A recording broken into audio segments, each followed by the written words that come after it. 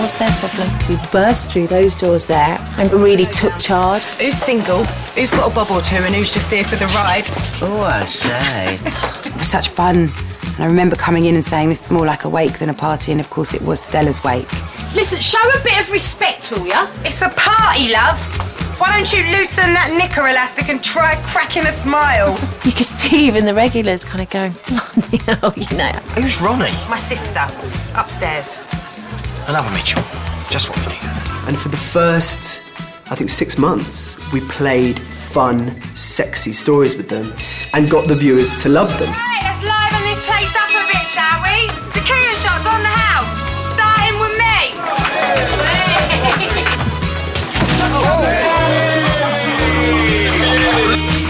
Get out.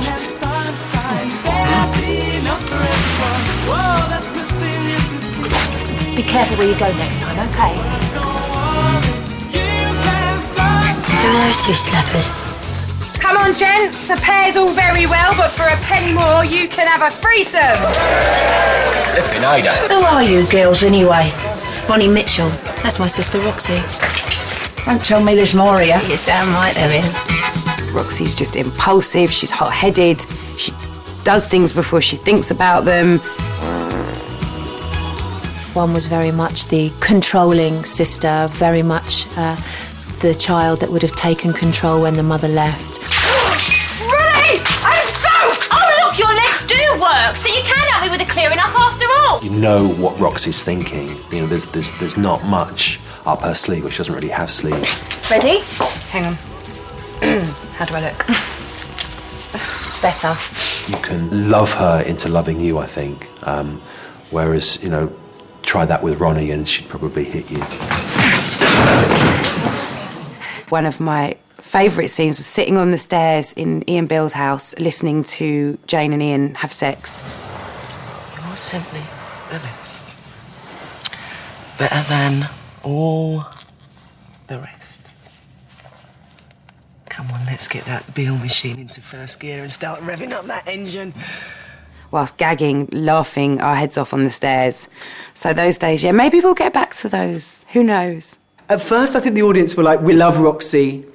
Ronnie's quite cool, quite guarded. I'm not quite sure what to make of her, which was exactly what we wanted. Hey, I thought you said you were going to be nice to me. I lied. What is it with Ronnie Mitchell? Why is she so priggish and cold? And depending on her mood, can be either lovely or the sort of person that you'd like to drop off at a bus stop and not see again. It was a mistake, right? We shouldn't have done it, and let's forget it ever happened. Something like that, yeah. What if I want to do it again? Then you'll be disappointed. We held that for a long time and didn't worry too much about it. And then eventually that became intriguing, and at the point where it became intriguing, we started dripping in what the backstory really was. The first sign, really, that all was not as it seemed in the world of the Mitchell sisters was probably that scene that we had in the nightclub of R&R where we had a great big fight. Ronnie Mitchell, hey, the ice queen, heart of glass. Letting a man pull a fast one on her? Oh, the shame of it. You poor pathetic sap. It was brutal, it was vicious, it was unfair, there were horrible things were said. You're going to throw yourself on the floor, are you? Bang your little heels. You're going to pout till you get what you want. That may have worked when we were kids, but it doesn't work anymore. When we got to the end of that row, Roxy says to Ronnie, You wanted something of your own? Well, you had that, didn't you? Look what happened there. and Ronnie goes, and Roxy realises she's pushed it too far.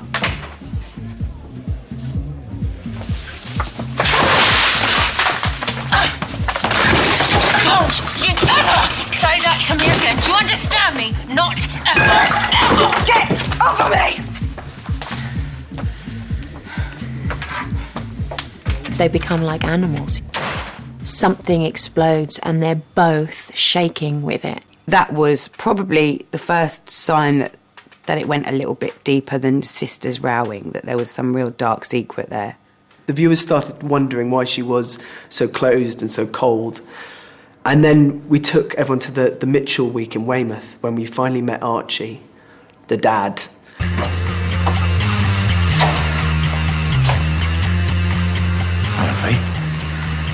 When you first meet him on his home patch, you realise that he lives a very comfortable existence.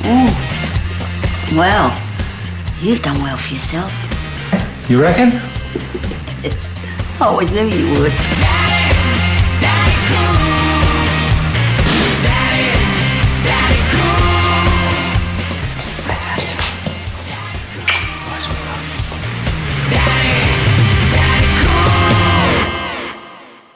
When Roxy needs a bolt hole, when things have gone wrong for her in Wolford, we find her at Archie's place, and then Peggy and Ronnie go looking for her, and Archie comes back into their lives. He was brought into the show in a very sweet manner. You didn't know any of this evil stuff about him, and you just thought, oh, Roxy's got a lovely daddy that loves her. And obviously it took 5 minutes before he crawled out of his hole and started attacking Ronnie. You're lost. You're sinking, sweetheart. And your baby sister's going down with you. All you're really doing is using her to fill a great big hole in your life. And we both know what that hole is, don't we, eh? The baby. The baby that you made me give away. The entrance to Archie's character was fundamental to Ronnie and how she was perceived by the audience. This was the underbelly of why everything had gone wrong in her life, and so these scenes were always going to be really, really important. As soon as I was old enough to have a mind of my own, you couldn't stand it. Mind of your own? Flipping on your back for some spotty oik, getting pregnant? Yeah, great choice. Smart move. Once she got into her teens, as far as Archie was concerned, she became uncontrollable. And, you know, for Archie, uncontrollable ain't happening. If you'd come to me, said you're sorry, maybe all of this would have been okay. It's not much to ask, is it, eh? Just a word, a simple little word, a mark of respect. In fact, it's not too late now. That great way he does of just toying with her like a kind of, you know, an animal. Just say it. Say sorry now. No. She's learnt this pattern of play, so she doesn't react, and yet he always, at the end, will get her. Just one thing before you leave. Don't bother looking in the street for your little angel of a daughter, because she's never going to be there. She's dead. She died 13 years ago. Tragedy, really. Such a pretty little thing.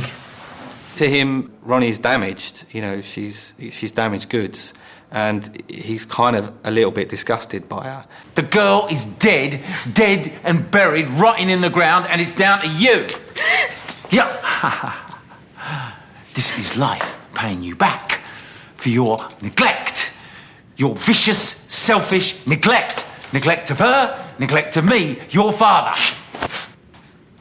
When Archie told Ronnie that Amy was dead, he's trying to control Ronnie once again. You're no match for me, girl. You never were. Yes, I did make you get rid of that kid. I did it to teach you a lesson once and for all. But you push your luck. You try and take away my Roxy, my little grandchild, and I'll break you, girl. I'll finish you for good. Let me go. Let me go! With pleasure. And suddenly, I think from that moment, the audience went, oh, okay, I get why she's so closed and why she's so cold. And I think that's when the audience started going, I can understand her now. No kiss goodbye for your father?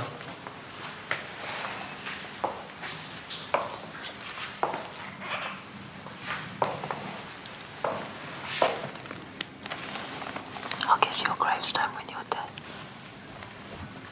But little did Archie know that his lie would come back to haunt him.